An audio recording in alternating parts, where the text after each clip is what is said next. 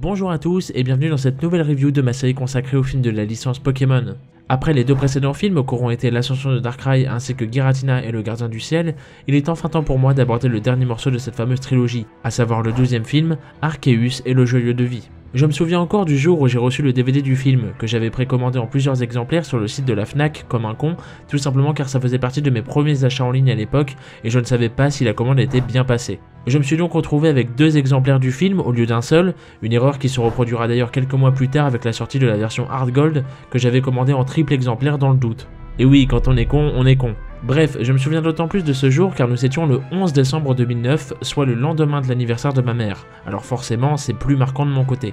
D'ailleurs, sachez que ce film est sorti chez nous en DVD bien avant les États-Unis pour une fois, puisque chez eux, ce dernier n'est sorti qu'en février 2011, soit plus d'un an après sa première diffusion, ce qui est tout de même assez surprenant mine de rien. Toujours est-il qu'en rentrant des cours ce jour-là, ma mère quant à elle n'était pas encore rentrée de son travail, forcément j'en ai profité. Un vendredi soir, début de week-end donc, tranquille à la maison, quoi de mieux pour décompresser que de partir à la découverte du tout nouveau film Pokémon, le dernier de cette fameuse trilogie encore une fois. Et je pense que le meilleur souvenir que j'ai à propos de ce film, c'est son générique de début que j'ai tellement adoré au point où la version instrumentale de ce dernier était carrément devenue la sonnerie de mon tout premier téléphone portable à l'époque du collège. Et on l'aimait tellement avec mes meilleurs amis qu'on en avait carrément écrit une parodie en version paillarde. Oui bon d'accord, c'est clairement pas l'anecdote du siècle, mais voilà, ça reste malgré tout de bons souvenirs. Et oui, j'ai encore les paroles en tête, mais non, je ne vous les partagerai pas, on va éviter. Plus sérieusement, hormis cette petite histoire au travers de ce générique, j'ai pendant de nombreuses années eu du mal avec ce film dans son ensemble, et je vais bien évidemment vous expliquer pourquoi, alors ne perdons pas plus de temps et rentrons dans le vif du sujet. Une des raisons pour lesquelles j'ai eu du mal, c'est le traitement des Pokémon légendaires dans ce film, en l'occurrence ceux des précédents films justement, à savoir Dialga, Palkia ainsi que Giratina. Car au vu de la tournure des événements des précédents films justement, je ne suis clairement pas fan de l'idée d'y inclure dans celui-ci des personnages qui arrivent à communiquer avec ces fameux Pokémon légendaires, à l'instar de Sheena par exemple. Et encore, pour Giratina, c'était déjà le cas dans le film précédent, mais selon moi, cela contrebalance beaucoup la fameuse mise en scène ayant pour but de rendre Dialga et Palkia véritablement monstrueux dans le premier film de cette trilogie. Car souvenez-vous qu'à ce moment-là, le seul moyen de pouvoir les atteindre même, c'était avec Oration, faisant ainsi non seulement comprendre que les humains sont impuissants face à de telles créatures, en plus de proposer une résolution très poétique pour ce 10e film. Mais le fait est qu'ici, Sheena donne carrément l'impression de maîtriser ces mêmes créatures légendaires et de façon plus ou moins gratuite, ce qui me dérange pas mal dans l'idée. En revanche, et dans l'exécution, le tout me semble mine de rien plutôt légitime car l'idée même de Sheena représente justement tout le propos du film qui est très axé sur la religion, envers Arceus qui est littéralement représenté ici comme étant Dieu, vous l'aurez compris. Et oui, ce n'est un secret pour personne je suppose, il s'agit là du premier film Pokémon qui évoque ouvertement les bases des différentes religions à travers le monde. On a ainsi droit aux origines de la création de par le mythe d'Arceus sur lequel on va revenir dans un tout petit instant, mais aussi la présence des prières exécutées par Sheena ainsi que Deimos afin d'entrer en contact avec les dieux justement. Ou encore l'Apocalypse, représenté ici par la volonté d'Arceus à vouloir se venger de l'humanité, et bien sûr l'attaque signature de ce dernier faisant référence au jugement dernier. Mais au-delà de cet aspect religieux qui s'inclut fortement dans ce film, il y a également toute une inspiration liée aux différents mythes grecs comme je l'évoquais plus tôt avec Arceus, avec notamment la Théogonie dans laquelle le poète Hésiode raconte les différentes étapes ayant apporté la vie sur Terre. D'après ses dires, au commencement il n'y avait que chaos. De celui-ci naquit trois divinités, Gaïa, la Terre, Ereb, les ténèbres, ainsi que Nyx, la nuit. Puis de par ces derniers s'ensuit toute une flopée d'autres divinités qui correspondent plus ou moins aux éléments de la nature. Mais inutile d'aller plus loin car vous l'aurez compris, le parallèle avec la mythologie de Pokémon est plus qu'évident. En effet, on nous explique qu'au début, il n'y avait qu'Arceus et que celui-ci créa trois Pokémon légendaires, à savoir Dialga, le dieu du temps, comme Nyx qui était le dieu de la nuit et donc du temps qui s'écoule, puis Palkia, le dieu de l'espace, à l'instar de Gaïa, dieu de la matière, et enfin Giratina, le dieu du monde inversé, s'inspirant ainsi d'Ereb en tant que dieu servant d'équilibre aux deux autres.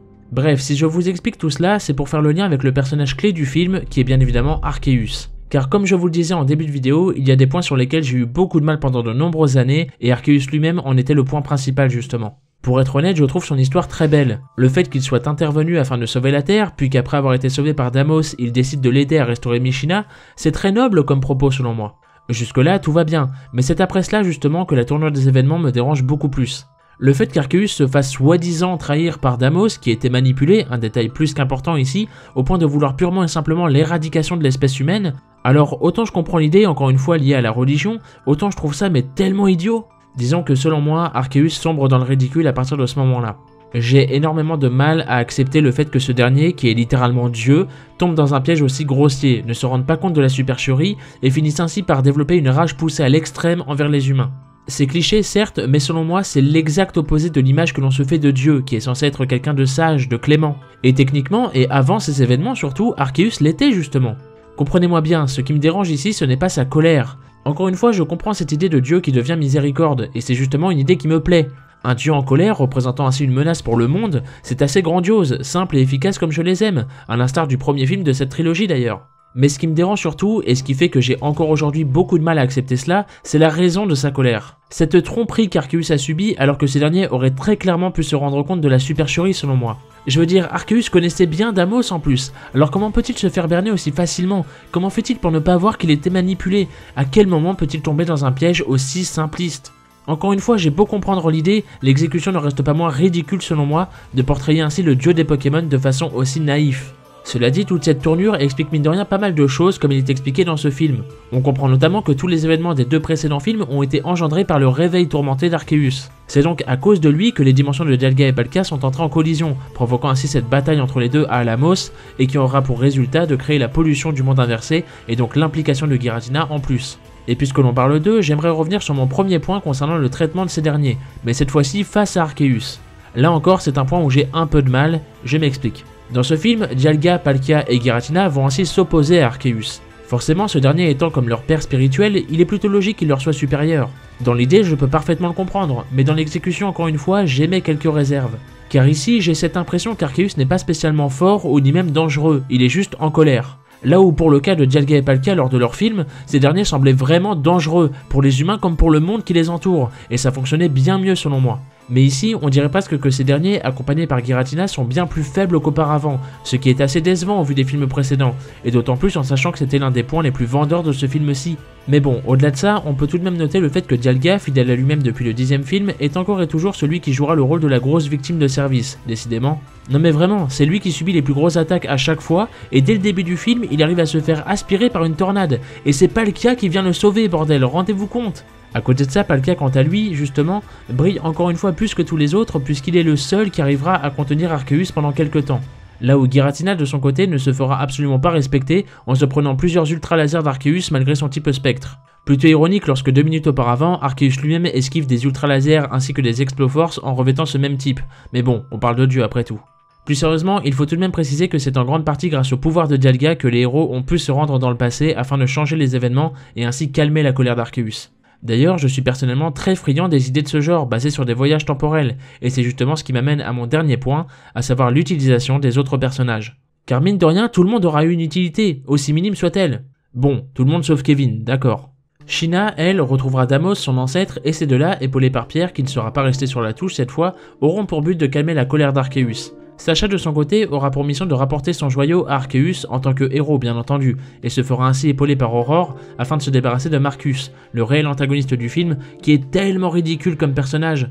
On ne sait rien sur lui, ni d'où il vient, ni pourquoi il fait ses agissements, à tel point qu'il finit par être le seul à ne pas être sauvé par Arceus une fois que celui-ci a retrouvé la raison. On peut tout de même préciser qu'il aura tout de même réussi à berner à la fois Sheena et Arceus quand même, comme quoi trop bon, trop con comme on dit. Et enfin, dernier petit détail concernant les Pokémon légendaires, il est plutôt amusant de noter encore une fois le symbolisme de leur alliance dans ce film, notamment au travers de Palkia et Giratina qui se relayent afin de contenir Arceus au mieux, pendant que Dialga de son côté aide les héros dans leur quête du passé. Et quand on pense que ce sont eux qui ont commencé cette trilogie en s'affrontant tels de véritables monstres, c'est plutôt une belle conclusion au final. Passons maintenant à quelques anecdotes autour de ce film et commençons donc par ses inspirations. En effet, à l'instar des 2 précédents films de cette trilogie, le premier ayant ses décors inspirés de l'Espagne et le second ayant repris des éléments des régions nordiques, celui-ci quant à lui puise son inspiration visuelle de la Grèce, comme je l'évoquais plus tôt au travers de ses mythes également. Ainsi, le directeur et les producteurs de ce film se sont rendus en Grèce en août 2008 afin de visiter plusieurs zones très spécifiques telles que l'acropole d'Athènes, Mycène, Delphes ou encore le site des météores, qui serviront donc d'inspiration pour l'ambiance visuelle du dernier film de cette trilogie.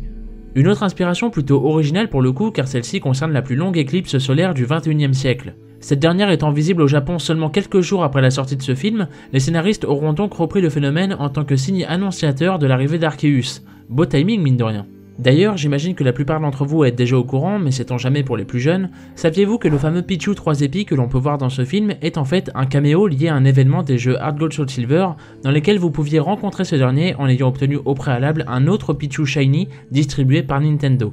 J'y pense, mais n'hésitez pas à me dire si vous en aviez profité pour obtenir ces deux Pokémon de votre côté à l'époque. Je sais que pour ma part, je n'ai eu accès à ce genre d'événement qu'assez tardivement, et celui-ci était je crois mon tout premier de la sorte d'ailleurs. Maintenant, pour changer de registre, penchons-nous plus en détail sur des anecdotes purement liées à l'anime dans son ensemble. Dans un premier temps, sachez que ce film est le premier à posséder un générique correspondant à sa saison de l'anime depuis le 8e film centré sur Lucario. Cependant, il est bon de rappeler que chez nous, nous n'avions pas eu ce 8e générique dans sa version française lors de ce même film. Et oui, car pour nous, le public francophone, cela n'était pas arrivé depuis le 4e film centré sur Celebi donc, rendez-vous compte de la chose. Il faut également savoir qu'au moment où ce film est sorti, tous les Pokémon des 4 premières générations étaient apparus au moins une fois dans l'anime, soit dans la série principale, soit dans les films. Tous, sauf les formes évoluées de Porygon qui attendront quant à elles encore 3 longues années avant de réaliser enfin leur première apparition lors de l'introduction du 15e film. Pour continuer dans les anecdotes purement liées à la série principale, sachez que lors du générique de fin du film se trouve une scène lors de laquelle la Team Rocket tente de voler des pastèques, qui se révèlent finalement être des Voltorbes. Et bien cette scène est une référence à un très ancien épisode de l'anime, à savoir le premier épisode de la 7ème saison nommé Gare aux Pépins, dans lequel déjà à l'époque, la Team Rocket s'était faite éjecter par un électrode lors d'une situation étrangement similaire. Aussi, vous aurez sûrement remarqué que dans ce film, les plaques d'Arceus apparaissent dans une forme assez différente que celle que l'on retrouve dans les jeux. Cependant, il faut savoir que dans un autre épisode de l'anime nommé D'étranges Zarbi, cette fois-ci lors de la saison 11, ces mêmes plaques apparaissent ici de façon identique au jeu. Avant de conclure cette partie des anecdotes, revenons très brièvement sur le générique de fin de ce film justement. Alors déjà, j'aime beaucoup cette simple idée d'avoir ainsi compilé les différents génériques de fin des précédents films à la fin de celui-ci, histoire de marquer d'autant plus cet aspect trilogie. Mais surtout, on remarque encore une fois la présence de ce fameux duo mère-fille dont j'avais déjà évoqué les apparitions assez récurrentes lors des précédents films justement. Et oui, elles sont encore et toujours là, décidément. Et enfin, ce film est-il considéré comme étant canon d'après vous ? Comme pour le précédent, celui-ci faisant également partie de cette trilogie, on aurait tendance à penser que oui par simple logique, mais force est de constater que ce n'est pas toujours aussi simple. Car en l'occurrence, il n'y a pas tant d'évidence que cela pour celui-ci. Arceus fait ses débuts dans l'anime ici, et la seule fois où on le revoit, c'est dans un autre film justement. Et concernant Itran, les héros en croisent un en saison 13, mais il n'est fait aucune mention de s'ils le reconnaissent distinctement de façon claire ou non. Petit détail assez intéressant cependant sur ce point-là, la Team Rocket le reconnaît lors de cet épisode alors qu'ils n'ont pas traversé le temps pour croiser celui du film. Ils ne l'ont donc jamais rencontré auparavant. Donc au final, et vous l'aurez compris, on ne sait pas vraiment de façon certaine. Pour conclure, et comme je vous le disais en début de vidéo, j'avais beaucoup de mal avec certaines tournures de ce film, et ce durant un long moment. Cependant, c'était avant de le revisionner afin de préparer au mieux cette vidéo. Depuis, ma vision des choses ainsi que mes réflexions ont pas mal changé, et j'ai donc pu remarquer plus de détails plutôt intéressants et assez pertinents qui auront fini par faire pencher la balance au point où au final, je pense que ce film est mieux réussi que son prédécesseur à mon sens. Mais du coup, je me pose une question. Qu'avez-vous pensé de ce film dans son ensemble au final ? Peut-être l'aviez-vous plutôt bien apprécié dès lors de votre premier visionnage, ou à l'inverse comme moi vous aviez un peu de mal mais vous avez fini par l'apprécier avec le temps. En tout cas, ma petite rétrospection personnelle de cette trilogie touche donc ainsi à sa fin. Et je ne peux que vous remercier de l'avoir suivi à mes côtés, en espérant que cette dernière dans son ensemble vous aura plu. Et je vous invite bien évidemment à me partager vos retours ainsi que vos anecdotes sur ces derniers, car c'est le moment plus que jamais. Encore une fois, j'attendais depuis très longtemps le jour où je pourrais enfin vous parler de ces films qui ont marqué une période absolument formidable pour ma part, comme vous avez pu le comprendre. C'est donc quelque part pour moi une page qui se tourne, mais c'est malgré tout loin d'être terminé pour autant. Car la prochaine fois, nous aborderons le dernier film de la 4ème génération qui, comme à l'habitude, servira de passerelle pour la génération suivante. Et vous pouvez me croire, là aussi il y aura encore beaucoup de choses à en dire.